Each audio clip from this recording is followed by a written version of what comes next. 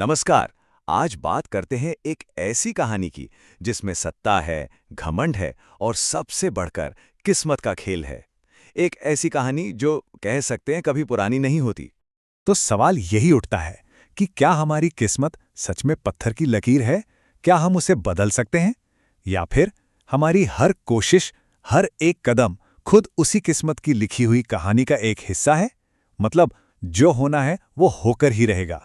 तो चलिए मिलते हैं इस कहानी के हीरो से या कहें विलन से।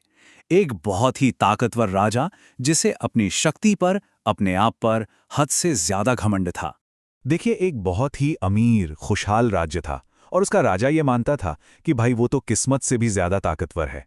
उसे लगता था कि वो जो चाहे कर सकता है, जो चाहे बदल सकता है। उसकी मर्जी के आगे किस्मत भी कुछ नहीं है। राजा कहता था, मैं लिखी हुई लकीरों को मिटा सकता हूं। मेरी मर्जी किसी भी किस्मत से बड़ी है। साफ है ना? यहीं से शुरू होती है असली टक्कर, राजा की जिद और किस्मत के खेल के बीच। और इस आग में घी डालने का काम किया एक भविष्यवाणी ने। राज ज्योतिषियों ने बताया कि राजा की जो लाडली बेटी है ना, उसकी किस्मत में एक बहुत ही गरीब लड़के से शादी लिखी है। और तो और उस लड़के की उम्र भी बहुत कम है। अब ये सुनते ही राजा का पारा चढ़ गया। उसका घमंड, उसका गुस्सा सब उबल पड़ा। तो राजा ने क्या किया? क्या उसने ये बात मान ली? बिल्कुल नहीं। उल्टा उसने फैसला किया कि वो किस्मत से लड़ेगा। और इसके लिए उसने एक बहुत ही, कह सकते हैं, बेरहम योजना बनाई। देखिए, राजा का प्लान था किस्मत को सीधे सीधे चैलेंज करने का। जहां किस्मत कह रही थी कि शादी एक गरीब आदमी से होगी, राजा ने सोचा मैं शादी एक मरते हुए आदमी से कराऊंगा। उसे लगा कि वो किस्मत को गलत साबित कर देगा, पर किस्मत तो अपना खेल खेल ही रही थी। और अपने प्लान को पूरा करने के लिए राजा किसी भी हद तक गया। उसने एक ऐसा आदमी ढूंढा जो बस मरने ही वाला था। अपनी बेटी की जबरदस्ती उससे शादी करवाई और फिर उन दोनों को अपने राज्य से ही निकाल दिया। और जाते जाते अपनी बेटी से क्या कहा, अब जाओ और वो किस्मत जियो जो मैंने तुम्हारे लिए लिखी है। सोचिए, राजा को लगा कि उसने तो किस्मत को ही बदल दिया, अपनी मर्जी से एक नई कहानी लिख दी। लेकिन कहानी यहां खत्म नहीं होती। असल में कहानी तो अब शुरू होती है। चलिए अब देखते हैं कि उस जोड़े का क्या हुआ जिन्हें देश निकाला दे दिया गया था। उनकी शुरुआत तो जाहिर है बहुत ही मुश्किल थी। हालत बहुत खराब थी। पति मरने की कगार पर था और राजकुमारी के पास उम्मीद की कोई किरण नहीं थी। पर कहते हैं ना, जब सारे रास्ते बंद हो जाते हैं तभी किस्मत अपना सबसे बड़ा दांव चलती है। और फिर जो हुआ वो वाकई एक चमत्कार था। देखते ही देखते उनकी किस्मत ऐसी पलटी कि जो मौत के मुंह में थे वो एक दिन एक बड़े और शानदार राज्य के राजा रानी बन गए। अब सवाल ये है कि ये सब हुआ कैसे? तो देखिए, शुरुआत हुई एक दैवीय आशीर्वाद से। कह सकते हैं कि ये किस्मत का ही एक मोड़ था। पर असली बात यह है कि उन्हें जो मौका मिला उसे उन्होंने अपनी मेहनत, अपनी लगन से एक बड़े साम्राज्य में बदल दिया।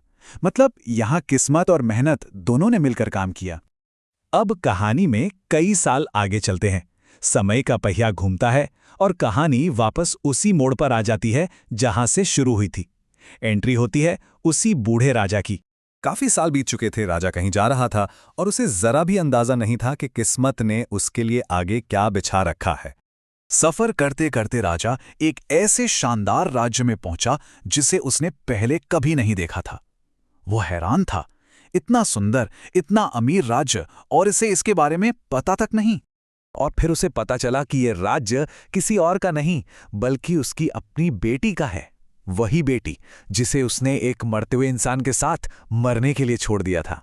तो अब कहानी पहुंचती है अपने क्लाइमैक्स पर, असली टकराव और इस कहानी की सबसे बड़ी सीख पर। सोचिए जरा, जब बेटी ने बताया कि वो कौन है, राजा के तो होश ही उड़ गए। वो ठीक उसी सच्चाई के सामने खड़ा था जिसे वो मिटाना चाहता था, जिससे वो पूरी जिंदगी भागता रहा। और यहीं पर हमें इस कहानी का असली मतलब समझ आता है, विधि का विधान, मतलब किस्मत का लिखा। ये एक ऐसी सोच है जो मानती है कि कुछ चीजें पहले से तय होती हैं और हम जो भी करते हैं, चाहे बदलने के लिए ही क्यों ना करें, वो भी उसी बड़ी प्लानिंग का एक हिस्सा बन जाता है। आखिरकार राजा का घमंड टूट गया। उसने माफी मांगी और कहा, मुझे माफ कर दो। अब मैं समझा कि कोई भी, चाहे वो राजा ही क्यों ना हो, विधि के विधान को नहीं बदल सकता। उसे अपनी गलती का, अपने खोखले घमंड का एहसास हो गया था। और यही तो इस कहानी की सबसे कमाल की बात है। किस्मत को बदला नहीं गया, बस वो ऐसे रास्ते से पूरी हुई जिसके बारे में किसी ने सोचा भी नहीं था। राजा ने जो कुछ भी भविष्यवाणी को गलत साबित करने के लिए किया, असल में उसी की वजह से भविष्यवाणी सच हुई। उसकी हर चाल किस्मत की चाल का ही एक हिस्सा थी।